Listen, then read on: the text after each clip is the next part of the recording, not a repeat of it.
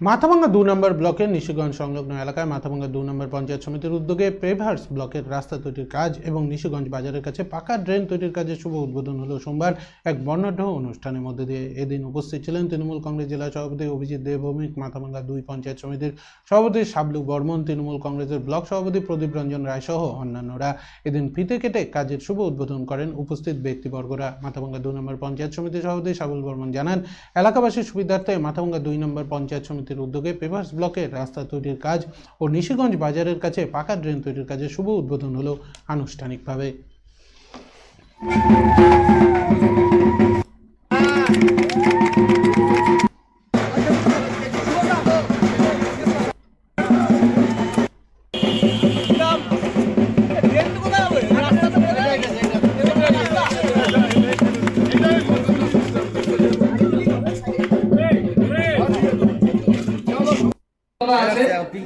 এবং মানুষের জন্য কাজ করে সক্রিয়তা আছে।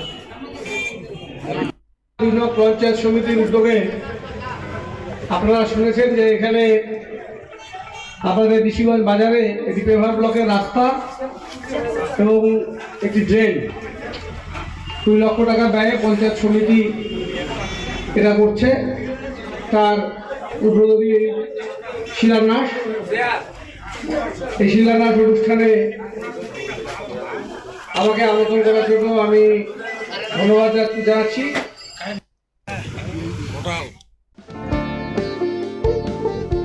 এই সময় আনন্দের মুহূর্ত,